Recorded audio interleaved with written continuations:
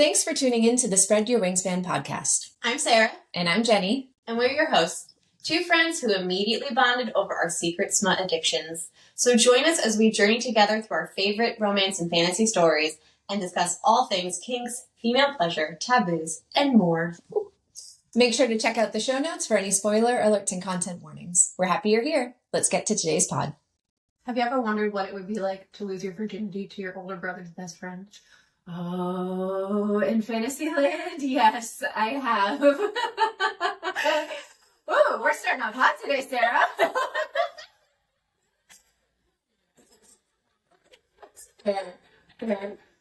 Welcome everybody to the Spread Your Wingspan Podcast. I'm Sarah. And I'm Jenny. And today we are discussing the incredible novel Sinner by Sierra Simone. Who we both love and adore. Insanely. It is the follow-up to Priest. Yes. And it is a continuation of the Bell family. Correct. In all of its sexuality and Catholicism. Of which, there's a lot. I would say this book is notably less Catholic in certain respects because it is less about theology, I found, and more about kind of a simple person, like a regular person's return to faith. Yes. Yes, very well put. Thank you. Diving right into the overview of the plot for those of you who have not read but are still intrigued to listen to our conversation here.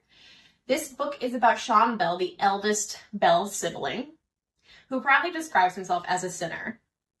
He is a millionaire at the age of 36, good for him, I guess, working for a categorically gross and corrupt man who he doesn't revere but does seek to emulate.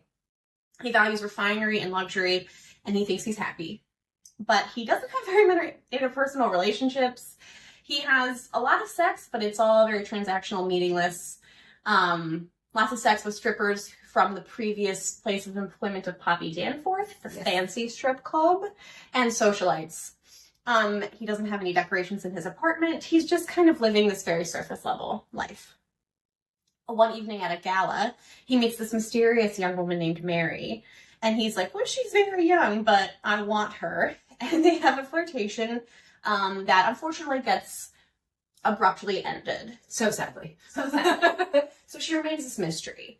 And then through a work snafu, he goes to meet with some nuns at their shelter that is part of his work snafu, only to find that the nun he's meeting with is not only Mary, she is Zenobia, the youngest sibling of his best friend Elijah, who he knew, he was like there when she was born and like has known her for a while but hadn't seen her for many years. And there's a good, if we're doing the math, like 16-year age difference here. I believe it's 15. 15. Yes. Yes, Zenobia was 7 when his sister passed away, and that's kind of like the last he had seen her. Meanwhile, Sean's mother has cancer, and the prognosis isn't good, and as the eldest sibling, Sean is in control, so he thinks, of the situation. Yes. And he's very much in this, I'm taking care of this role, and it's consuming a lot of his life. So that's happening while Zenny approaches Sean with an interesting proposition. She is supposed to declare herself, go through this important ritual ceremony to officially become a nun. She's currently a postulant, which is like a nun in training. Yes. And before she does so, she wants to experience doubt. And the specific flavor of doubt she wants to experience is sexual, romantic. She basically wants Sean to fuck her. And Sean, I would say, appropriating him, and then is like very much on board. Which we love. And the story goes from there. And I do have written in my notes that Zenny is a sort of virgin and a very eager student. Yeah. Yes. As I have found a lot of young women to be with a proper t-shirt. Well said. Yes. We definitely are going to get into your thoughts. Yes. But I want to do a quick overview of some themes. I would say the style is not as meditative and prayer-like as Priest. It is still from Sean's inner thoughts, but to me, it reads more just like an inner monologue. There's definitely like a self-reflective quality to it. Agreed. But it is, I think, it's got less of that kind of gorgeous, watery stream of consciousness feel of the first novel. It reads more straightforwardly. Biggest theme for me is power and sex and relationships. which I want to talk about at length today. But Sean is keenly aware of the power dynamic in their relationship and how it is imbalanced in his favor. And the way that he thinks that through and how he engages with Jennie is what makes him so delicious to me and what makes this novel work. Agreed, because otherwise it would just be another old dude with money who is taking advantage of a younger woman in her naivete. And it would be full of ick. Yes, it would be very, very full of ick. And not that, those stories can't have some quality to them, but that's not what this is. And there's nothing that needs to be redeemed for me in this, which I think is a crucial point to, like, what Sierra Simone writes. Like, everything has a purpose. She thinks deep. She makes you think deep, but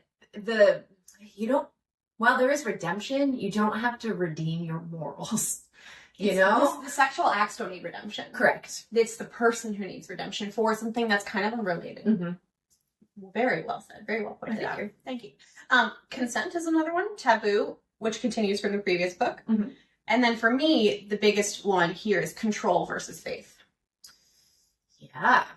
Versus priest, I think, was more, how did we describe it? The sacred versus the profane? Yeah, profane versus profound. Profane versus profound. This one to me is, what am I in control of? What do I need to kind of let go and let God on? Mm-hmm. And that's Sean's biggest lesson, I think. Yes, especially with the theme, with the story of his mother becoming sick and becoming very sick, and him being the eldest sibling and being kind of the caretaker of the family and stepping into that role. As I think there's always one in the family, not necessarily the oldest one, but somebody always kind of takes the reins of like, okay, I'm going to be the one who is tracking everything and keeping everybody informed and doing all the things. But then, as we find, sometimes that person needs an outlet and a way to deal with the big thing that they're caretaking for. Yeah. I actually think it's not even quietly the best part of the book. I think the relationship with Sean and his mother in that plot, which is not even a subplot, I would say it's a solid A-B plot, where the B is only slightly under the A plot, is my favorite part of this book. I just think it is so gorgeous. And I feel confident saying that you, reader, will fall so in love with Carolyn Bell, the mother. Yes. And her own specific journey and how she interacts with Sean. It's just so sweet. And spoiler alert, the scene where she passes away, full sobs. Full sobs. Every time. Full sobs. Yeah. Yeah. The sweetest thing to me about their relationship is that Sean used to steal his mother's romance novels. Those bodice-ripping, grocery store, paper bag romance novels. And so that's part of their bond, which I think is such a sweet, sweet thing for Sierra Simone to weave into this, that he's reading out loud these bodice rippers to his mom in her chemo room with the other patients, and they have this continuity. And then he also gets so embarrassed to read the sex scenes in front of his mom. It's the sweetest. And then she asks where do you think you came from? And he's like, ick, mom, no. It's so great. It's so cute. And I think that, again, talking about Sierra Simone writing very, very explicit, raw, dirty scenes, also being a fabulous writer and just bringing in this sweetness to stories that add layers and complexity to character is why I have fallen in love with all of these boys. Yes. I'm going to refer to them lovingly as boys, even though they're men. They're little baby boys. They're little baby boys. You understand exactly why all of them, not even all the boys, all the characters are the way that they are. Mm-hmm. And that relates to each of their sexual taboos or sexual proclivities, but it's not reductive. It's yes, Sean has control issues deeply relating to his trauma from his youth that is being compounded by a secondary trauma with his mother having cancer. That control gets enacted in his interpersonal relationships. It's why he's been unable to have one. But he's not quite a dom, right? Like his brother Tyler. So there's these differences, and it's it just makes so much sense why they are the way that they are. But she doesn't try too hard with that either. Agreed. She's a stunning writer. You guys, hope we've pitched her one to you at this point. Just check her out.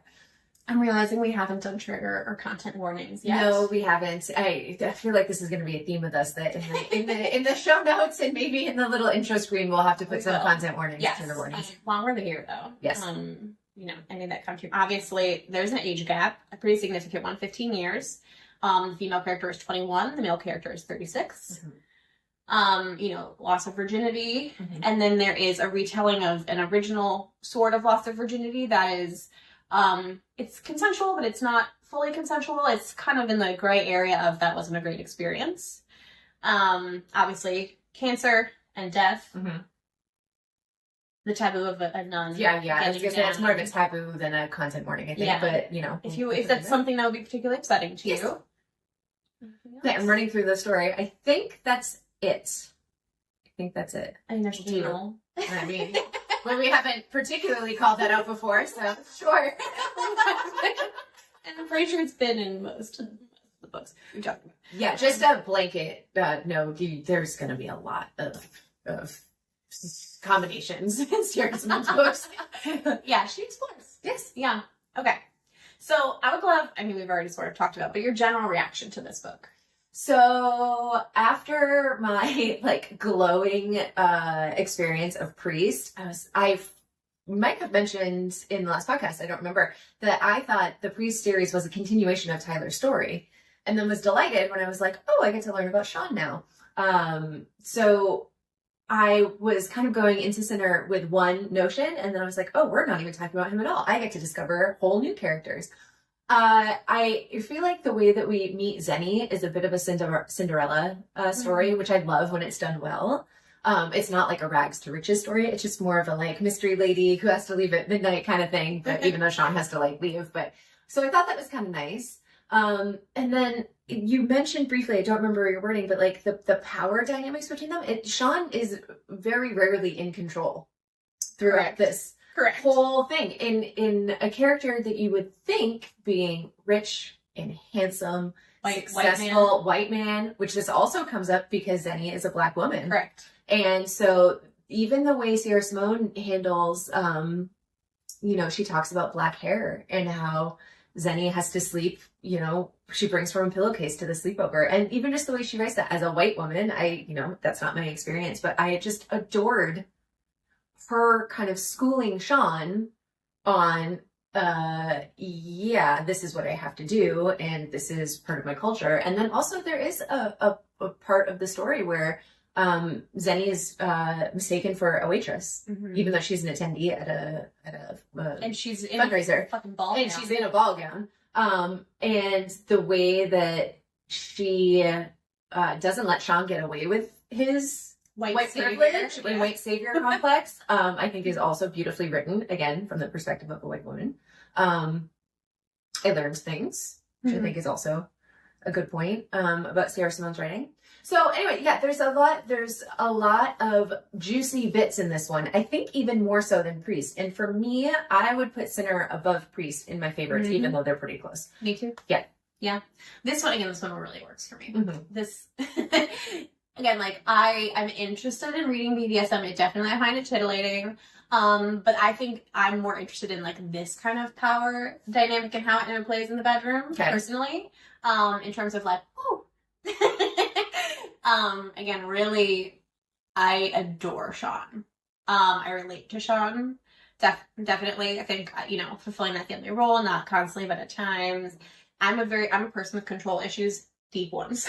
My husband and I talk about all the time. There's been more than one phone call I've had with people in my life that I've hung up and been like, do you see why I have control issues? And he's like, I do. I wish I had somebody. So I don't necessarily wish I had a relationship with an older person, but I do wish my exploration of sexuality had been handled with such thoughtfulness by my partner. And so I think that's the ultimate fantasy here for me. This is a fantasy for women in terms of what is the safest environment I can provide where the sexual partner who has experience is instructing the inexperienced partner. What would that look like? And I don't think it doesn't necessarily need to be heteronormative in this case. The age gap doesn't even need to be part of it, but just those two dynamics and what would that look like? And to me, I'm like, oh, I wish I'd had that, very much so. I have a curiosity. Please. So part of the instruction of this, he lets her lead. So while he is instructing her, I think it's an important thing to say that he's not commanding her.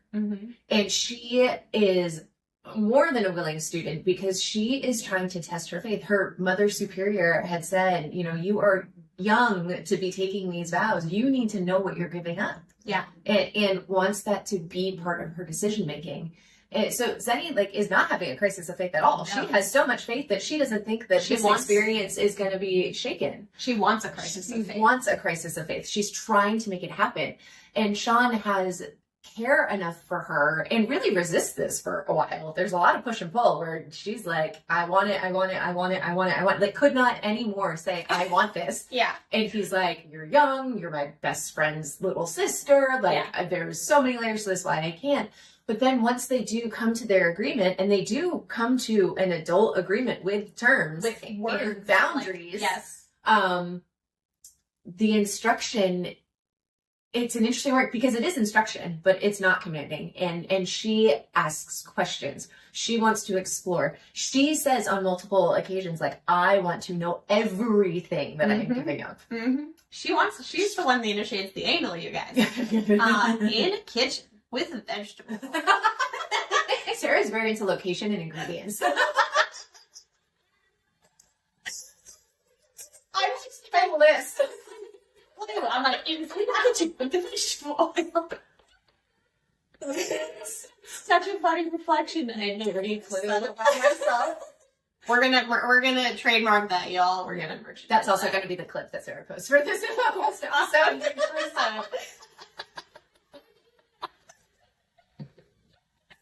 Predictable.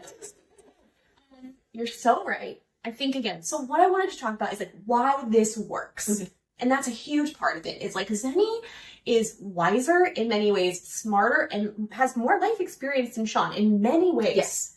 That she's younger, yes, but in the ways of like thinking about maturity level, honestly, she has a lot to teach Sean. And he's constantly aware of that. He is not like belittling, like, oh, this little girl has something to teach me. He's like, damn, this girl's better than me. Like, and she is, frankly. In many ways, yes. Additionally, yes, so he provides a safe space for her to explore. And then she leads the exploration with gusto. And in his narration, he often says something to the effect of, like, I had her straddling my lap, but loosely enough that she wasn't on my erection, and that the door was, like, in her sight. Like, he's constantly thinking about, can she exit this? Am I physically overpowering her? Does she have room to come to me if she so chooses? He's constantly thinking about that. Yes. And it's like, you know, I hope we can raise all straight boys this way to be this thoughtful in their sexual encounters. Because even just being aware of where you two are in space is a huge thing. Yes. And it makes Zenny feel so safe, so then she can be her most confident and curious self. And she kind of acknowledges that too, right? I think that's part of the reason that it works. And again, I think the whole setup of this isn't like, oh, I just want to lose my virginity, or, oh, I just want to like be more sexual, or, oh, I want to have something specifically with you, even though there's a history of her having a crush on Sean. It's like, this is a part of my life that I haven't explored, that I need to explore before I choose to turn away from it. And so, like, the stakes are not like high, but they're real. They're very real. And there's a time boundary to this too. Like, she has a date in, I think, about a month from when they meet, that she's like, no, this is the day that I'm taking the vows to enter into this next phase of becoming a nun. And so, and she says that she tried to find, you know, men when she was in college. And, so I think, the safety, feeling safe with Sean, because even though she hasn't seen him in, 15 years and doesn't really know who he is now, he really, there's like kind of flashback scenes of them when they were kids and how they interacted, and how, I don't remember the exact things that he did, but like of him being kind of like that older brother protector. Yeah. And so she has that already in her like sense memory, that he is a safe space. Yes. And it's sad. Part of the reason why they haven't seen each other is because a rift happened between their families when his sister committed suicide, and so I guess did we mention suicide in No trigger warnings? We did not. Yeah. Content warnings, trigger warnings. So Yes. the same thing that led Tyler to become a priest, is still very much unresolved within Sean with his trauma as well. And so I think that's also a through line of his wanting to protect Zenny because he felt that he wasn't able to protect his sister. Yes. And so that is another big thing that Sean is working through. And Zenny talks to him about it and brings it up and kind of not pokes him in a bad way, She's but like, it's like, I'm not her. yeah. And that's part of, and Tyler says that as well. So Sean actually speaks to Tyler before he decides to engage in this experiment with Zenny. And he basically expresses just that he unconsciously is expressing to Tyler, I don't want to be like the man who harmed our sister, who was an older man, in a position of power. In a position of power, abusing a young girl. And Tyler's like, well, that's not what's happening. And you maybe even should do this to get over that, kind of, is what Tyler says. And Zenny basically says the same thing in her own words. And obviously, I think that's part of the reason why Sean is so aware of the power dynamics, right? Like the way that trauma has kind of integrated into his self.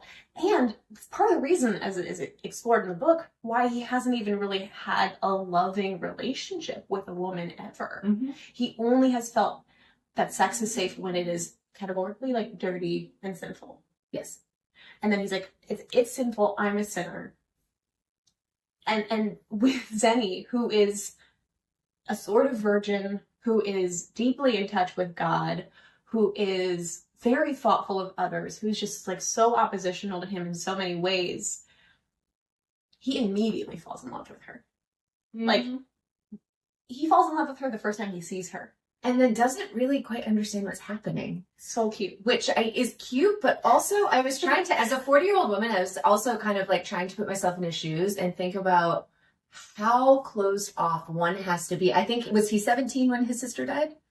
No, he was in college. Okay, Tyler must have been 17, so he was in college. So like, to not have any experiences of love and until 36 and really have this distance and be profoundly connected to people sexually. Like, he loves women. He good at it. He good at it. But he adores women, and just the way he talks about his experience of women, like, he's not a misogynist. He's not being promiscuous to degrade women. He's doing it because he truly is like very turned on, finds that physical connection. But yeah, so just trying to think about living to 36 and then just being slammed with your first experience of being in love, how rattling that must be to your belief system and your self-worth and everything. That shook me. That's one of the things that I've been thinking about, like, because I am somebody who falls in love with everybody, not romantically, but I fall in love. I love music. I love books. I love Sarah. I love my husband. I love my family. It's like, I love everything. And so for me, it was just this, like, how could you live that long and never fall in love? I think, I had such a different experience, which is really interesting. I think he's extremely in love with many people and had not been using that word for it and had not been recognizing that's what it was. But it's very, as Zenny points out at one point, it's a select chosen group of people. It's his family. Yep. And Elijah. Yes. But he loves them so much. True. Especially his mother. But the way he loves his brothers, it comes out through the filter of his traumatized reaction to life, right? Yes. So it comes out as control, but it is love. True. But I agree. I mean, I think the fact that, like, romantic love specifically alludes into the way where he's so oblivious about it. He says these things to Zenny. He's like, well, I've never cared about a woman like this, and I'm old enough where I don't think I'll care about another woman like this ever again. And he says it like, the toast is ready. Pass the butter. And then he's like, oh, what? She's like, you can't just say shit like that to me. And he's like, what did I say? Like, he's so oblivious. But he also, at the same time, knows he feels that way. Yeah. But he's not thinking at all about, like, her experience. Yeah, there's a blindness there. Yeah. I'd say it's his main blind spot. Yeah. Which maybe that was just stunted when he was 20, 21. Because you just took me way back to being a teenager and not caring, like, having care, but you're not taking care of the other person. You're just a walking ego, and you're just making decisions for exactly what you need to do to get your needs met and have your feelings and not feel certain ways and feel these other ways. And what are you chasing and what are you doing? And oh my God, no, I'm done. I'm going to stop. Like, there's just such a lack of care that I think that's a muscle that you really have to develop and learn. Yeah. And he has that in like every other respect with her. Mm-hmm. He's thinking and caring about her constantly, but not about how his emotional feelings of love are going to impact her. Yeah, her very big life choices to become a nun. Yeah, and it's not that like love was off the table for her. She kind of at one point says that. She's like, I thought we said we wouldn't fall in love. And he's like, we never said that. Like, they didn't really say that. He's like, I said you probably wouldn't fall in love with me. Which is fair, Sean, but kind of a loophole. And kind of a jerk thing to say, but okay. But from his point of view, he was thinking, how could I ever compare with God? Yeah. Fair. That's a good point. Yeah. That's a good point. I mean, he's thinking about that the whole time. And it's true. It is. Yeah. Yeah.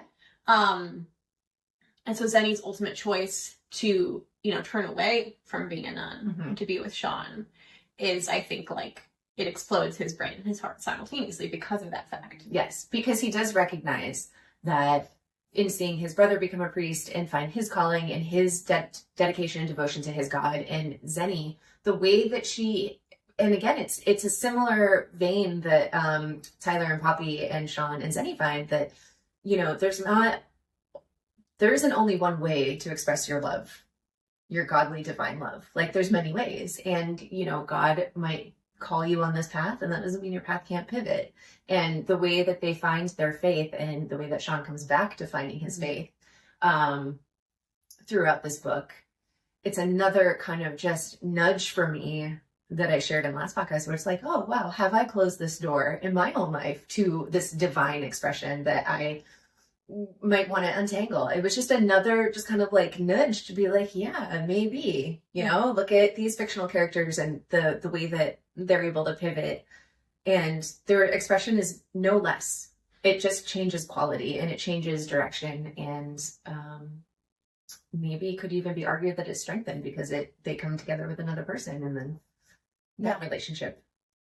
And we do have characters in the books like Jordan, the priest who was the confessor for Tyler, who then also marries, again, spoiler alert, Zenny and Sean in this book. And he is fully like, this is where I belong. God's on my shoulder, talking in my ear. He's a minor character, but like, you see characters who chose a more extreme religious path, and that's the right path for them. So there's no argument in the novel that that's a bad choice either. Right? It's like so beautifully. It's like, but for some people, it will be a more gray choice. For Zenny, for example, she's still absolutely serving. She's devoting herself to life service regardless, and God is part of that. Yes. And instead, it's kind of like she and Sean gets pulled up from his very shallow materialistic life to enter a life of service with her. And that seems very much like their joint path. Yes. Of godliness. Yes. Because why have all this money if you can't do something good with it?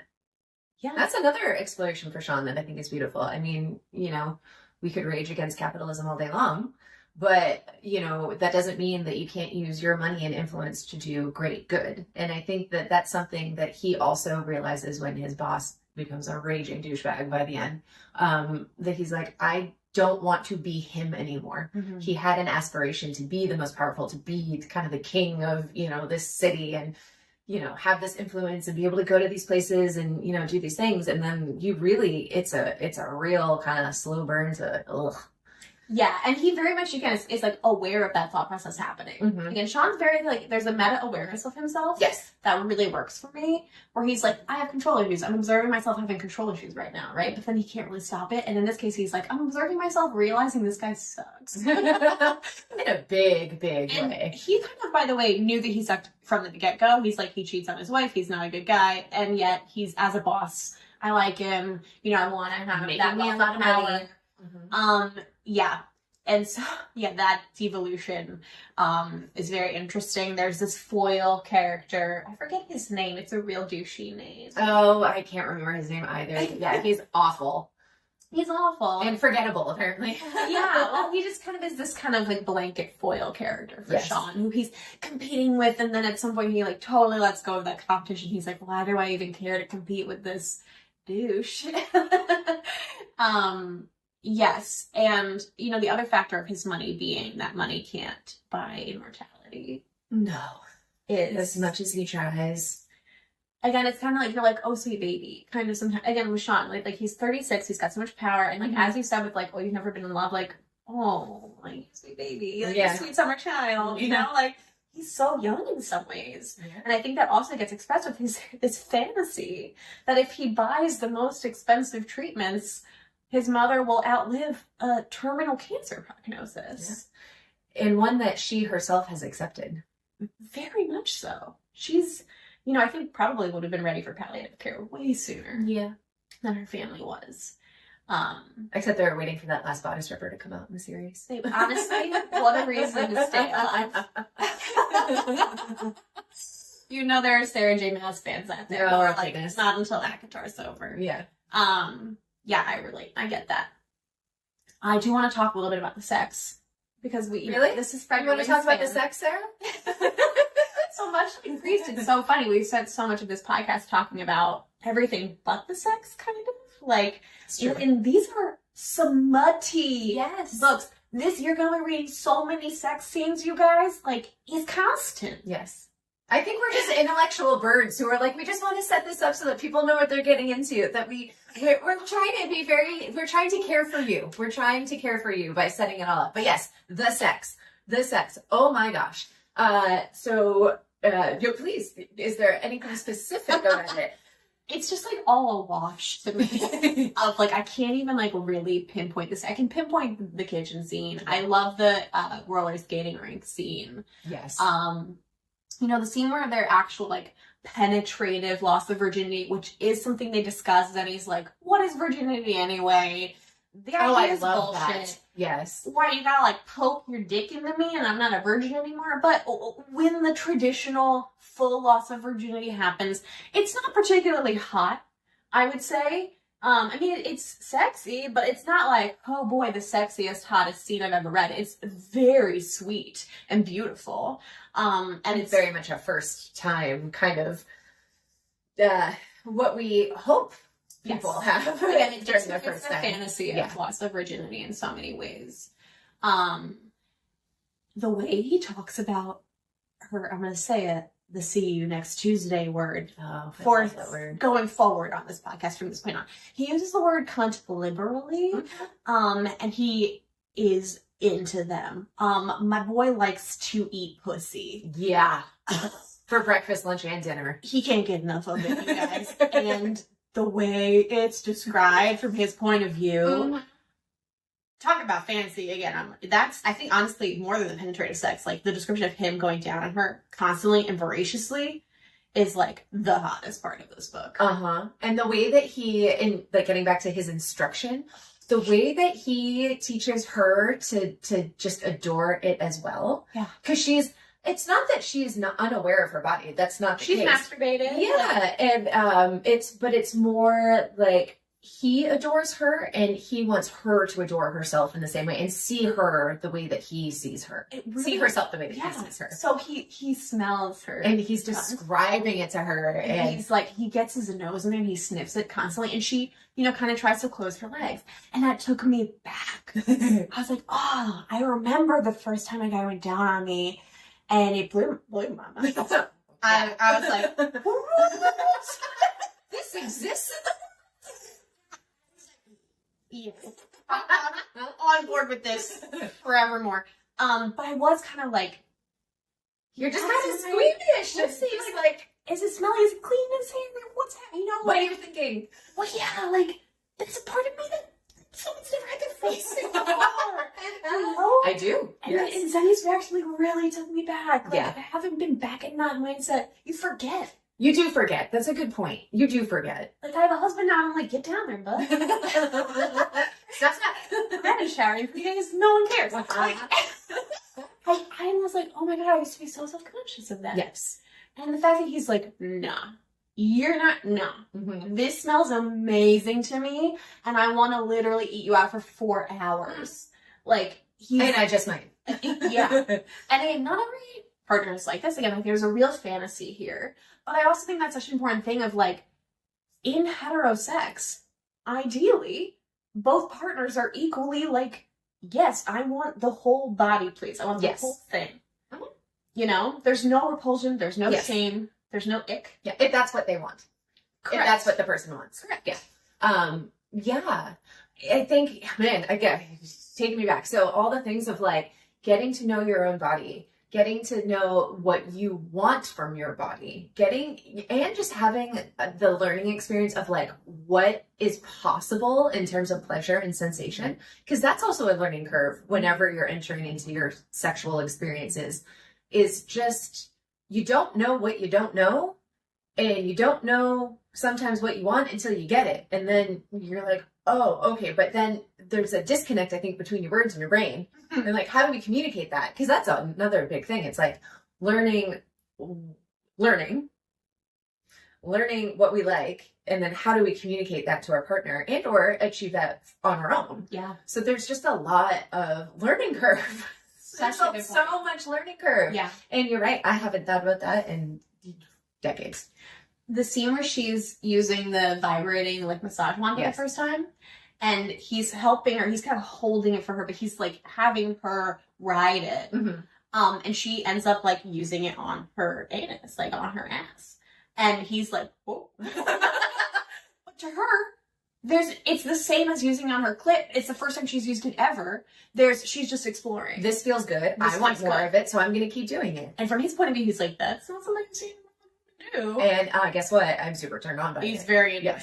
And from her point of view, I'm just exploring what feels good, and there's no differential to me in what parts are feeling good. I think part of what's so sexy to Sean is this kind of, like, combination of she's innocent and she's so curious. Yes. And I feel like I'm really sharing a lot about myself in this podcast, but I had a sexual relationship in college that was not perfect by any means, but that was absolutely the dynamic. I was the more inexperienced partner. I had very bad sexual experiences leading up into that point, and I was with someone who was so sexual, and he was so turned on by my combination of innocence and curiosity. And I have, like, there's a few specific moments where I went down on him for the first time, and it was a very interesting experience for me, and I remember how turned on he was. And it was the hottest thing for me. Like, it was a huge awakening for me. Tapping from the bottom. Yes! That's exactly what it was. I felt so in power through my naivete. Yes. Like, because he let me explore. And because that's what he wanted. He was turned on by my clumsy exploration. Yes. And, like, that made me feel like I can do no wrong here. Yeah. Well, I would hope. I mean, again, like, not everything's perfect. But yes, like, that's the goal. Am I doing this right?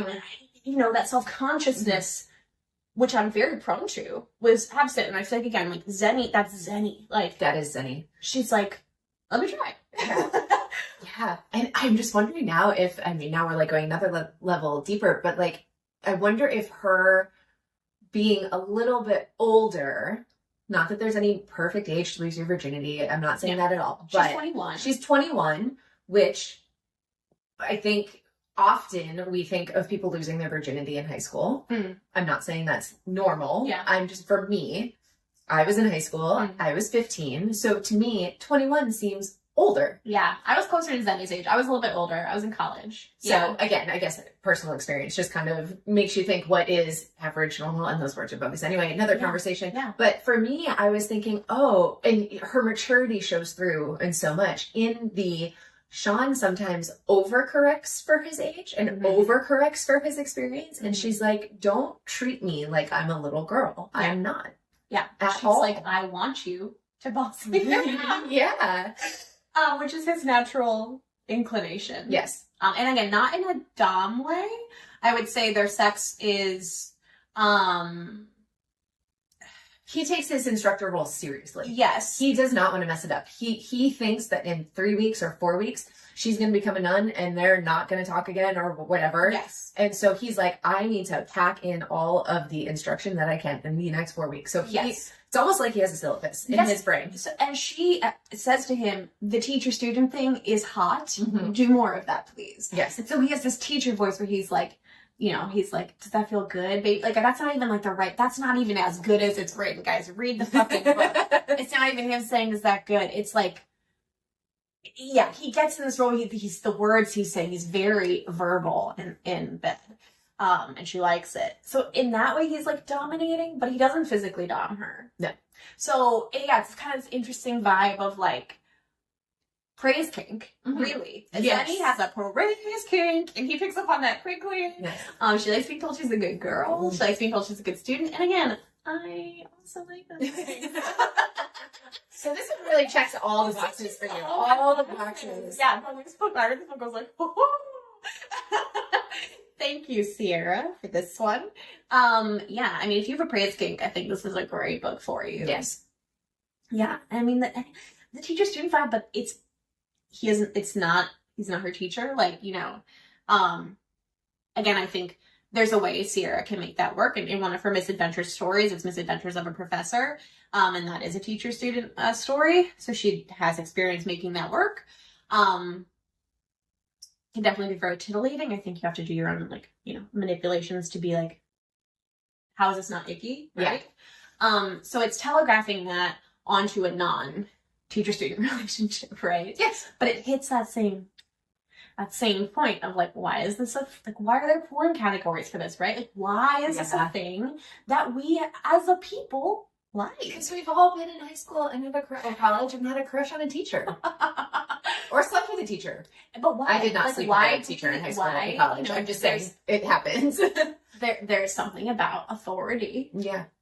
That we collectively are sexually attracted to. You know, and I think you could explore that through the lens of feminism, which Jennie kind of does a little bit. You know, you can write a freaking thesis on this series. Maybe you should. I hope somebody out there is getting a PhD and it's like, my PhD is on smut, and it's on this specific smut and about like sex, consent, and power dynamics in our culture. Mm-hmm. Because I think there's so much to explore here. Yeah, because there's a gradient, right? You know, we're jokingly talking about the teacher-student, but then you can go into full like dominatrix mode where people enter into all sorts of long-term dominant dom-sub relationships to work that out in a space that sometimes isn't even sexual. Yeah. It's just literally about power and control of the body and giving up your freedom to somebody, and what do you get out of that? Yeah. It's so cool. So there's a gradient. I wish this was stuff that wasn't taboo to talk about.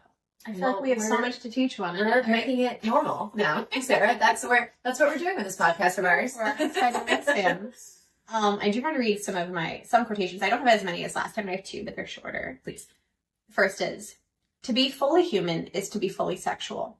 And while that doesn't mean having sex or even sexual desire, it does mean being fully in your body. It means recognizing that there's nothing any less holy about your body than there is about your soul. That as long as your body is treated with consent and respect and affection, and that you treat the bodies of others in the same way, there is nothing inherently sinful about your flesh. Amen. Freaking love that. And then, so to get to a stickier part of the book, when Jennie is recalling her first sort of sexual experience, which was not positive, there was a moment when I thought he wouldn't stop. Just a second, really. And it was nothing he said or did, but it was this moment when I realized that I had nothing but the decency of a now pissed off teenage boy protecting me. And I just felt like that's again something I'm trying to explore in my own novel, but that is like it. Yeah. About being a woman, specifically a young woman in an inexperienced sexual situation. Because you don't know what you don't know. And I feel like I want, again, straight men to read this. Yeah. And understand that. And Sean understands that because of his sister. Yes. He does. He definitely does. Yeah, there's so much tricky stuff to navigate when you're entering your sexual awakening. which Yeah. it feels silly to say, but it's true. It's so true. It's so true, because it all depends on your moral compass and how developed that is in your value system at what can sometimes be a very young, immature age. You don't have your full frontal lobe You yet, don't. usually. That doesn't start until you're 25. And not that I'm playing devil's advocate, maybe I am a little bit, but what is the line about the decency of a young... I realized I had nothing but the decency of a now pissed off teenage boy protecting me. And how, the situations I've been in, and it's not that my partners were trying to hurt me or trying to disregard my feelings, but when you're in a heated moment and all of a sudden somebody changes their mind and says, hey, I don't like this anymore, I want to stop, you really are relying on their moral compass that is either not aligned with yours, or in the heat of the moment they can't access. And so I remember reading that line and kind of forgot about it, but you reading it again, like I also had that moment of just kind of, ooh, yeah. That's You get put in situations, you put yourself in situations sometimes. Has not been here. Yeah. And, I think the array of what sexual assault encompasses, like so much of it is here in this spot. It's not, oh, this person intended harm, or this person, it was a violent act from a stranger in the street, whatever you might think of as the most violent forms of sexual assault. 80-90% of it is, what is the decency of that other person? Yes. And what is the choice that they're making? Yes. And a lot of times it doesn't fall on the side of the person, who needs to be protected. Yeah. Agreed. Which, man, we could do a whole podcast about that. But I think that, again, bringing it back to the care that Sierra Simone has in presenting these situations, and she's not explicitly describing Jennie. She really am I remembering that she doesn't really want to talk about it? Sean asks her point blank, what was you said you're maybe a virgin, sort of a virgin, like tell me. And he really pushes her to explain it, and she doesn't want to talk about it. And I really don't get from her that it's from shame. It's just that she's kind of like, it wasn't a great experience. Why do you want to know? And why are we talking about it? But he's trying to teach her consent. Consent is a very important thing. And that was not a fully consensual act that happens. And I think, and speaking of Sean, I think you need to be aware of that, so that as we go on this journey of you want to know everything, to help her understand that she has the right to always say no, always change her mind, always, be in control of the situation. And Sean is even thinking in the point of view of like, if you have future partners, kind of. I mean, he's not really, because he's thinking God's going to be her partner, really, but it's very much at that point of view too. The first thing he says when she describes the situation is, he goes, "Did he prepare you?" And she was like, "What?" And he was like, "Did he like make you wet?" And she's like, "No." And he's like, "Well, obviously it was painful." And she's like, "Huh." And again, it's not like he's this older white man illuminating, but she's so sexually inexperienced. She did not know. She's not, she doesn't penetrate herself with dildos or anything. She masturbates with a teddy bear. Like, she really did not know the difference that, a self-lubricated vagina versus an unprepared one would make. Yes. In a first time. Yeah. And he's like, "Girl, I'm gonna make you so wet." You're not gonna know what to do with yourself. And he does. Yes. And that's a big consideration for them. He has a very large penis. All the Bell boys do, I believe. We're so happy for the Bells. And hopefully, shout out to Carolyn Bell. Hopefully I forget their dad's name, but, we can only assume. Yeah. So he's, very conscientious of like, this is going to be a thing for you to accept me specifically as, your first full penetrative experience. Yes.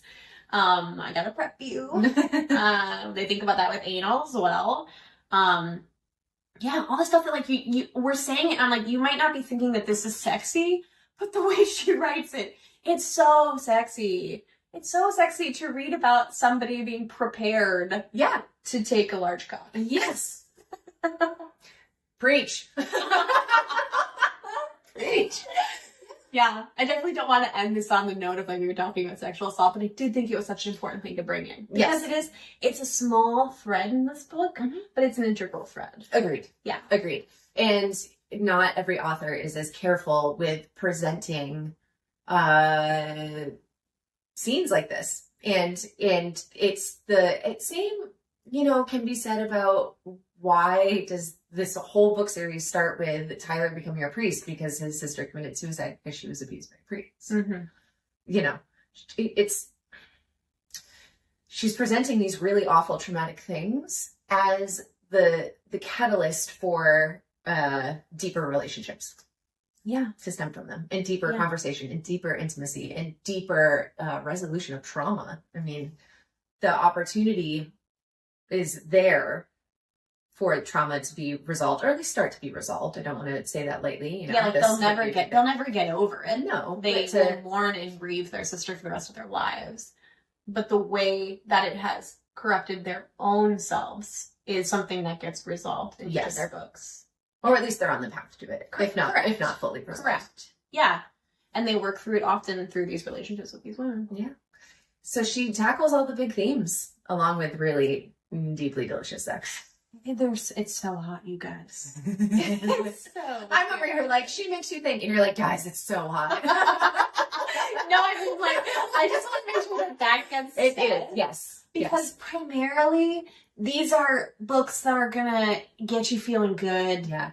And they're quick, too. Like, not quick. Like, the hate when you have to wait too long in between encounters in books. Yeah. Like, give me the plot. Give me good plot. Give me dialogue. Give me all that. Both them solid medium burn romances. Meaning the sex starts to happen, like, about a quarter of the way through. You get, like, you know, build up that's good build up. Yeah. But you're not sitting there, like, being like, oh, a kiss already. And it's also not like they start banging so soon that you're like, what's the foundation here? Really well achieved. But yeah, they're chock full of smut. Like, you're gonna have a great time reading this, and you might have some amazing insights about life. We hope. As of right now, we're not talking about Saint, the third book. No, I started reading it and then kind of stopped. One, because I've read these two in quick succession, and while I love to read smut all the time, I need a little palate cleanser. Yeah. I will get back to it, but I think you for maybe a different reason. Yeah, so I think we should read it for the podcast. I think we should read it at a later date and come back to it. You know, I generally don't read male smut.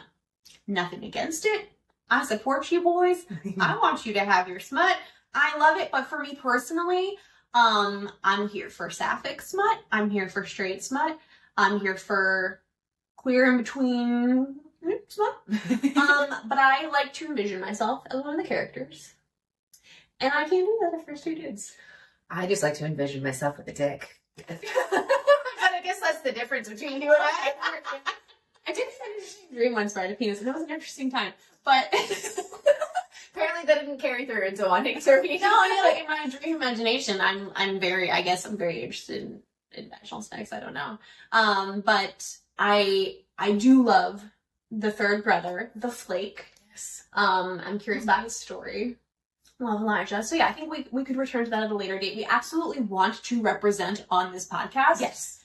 All this month. All the kinds of romance. Because while it might not be my flavor, it may be exactly what you want from the ice cream store. And so I want to make sure we are reading it and discussing it for you all. And I think at some point we're going to reach the end of heteronormative smut pretty quickly. Are we including monster smut? Whoa. That's a whole lot. Depends on the combinations. Yeah. Sarah has gone places Jenny hasn't gone. And Jenny's gone places Sarah hasn't gone. This is true. But yeah, we're gonna get out of the confines of traditionality. Yes. Probably post haste.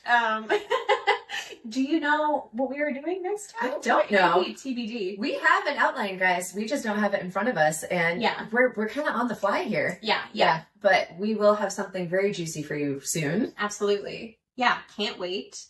Make sure you follow us on Instagram at Spread Your Wingspan. You can find us on Spotify, Apple, and Amazon Music. Leave comments, give us a follow, ask questions. We want to talk to you. We very much want to talk to you. Yeah. If you read this book and you enjoyed it, please let us know. Yes, and if you have recommendations for what I should read next by Sierra Simone, also please tell me that. I have recommendations already.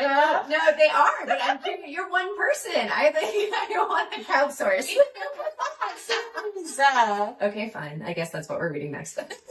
Get ready for some real dumb stuff going on. And male, female. It's good. But you read it and then you're like, I'm not as anxious as Sarah, but I think this one might get to you. oh, she's trying to find my limit, guys. What's going to make Jenny feel anxious? All right. Well, we'll discuss that on the next one. Thanks for tuning in, guys. Bye. Thanks for listening to this episode of the Spread Your Wingspan podcast. We would love to hear what you think about our topics today. Be sure to connect with us on Instagram and subscribe to our YouTube channel. You can find us on both with the handle @Spread Your Wingspan, and all the links and more fun stuff are found on our website, spreadyourwingspan.com. And if you have a book or author you want us to check out, send us an email at hello@spreadyourwingspan.com to tell us. We hope you tune into the next episode.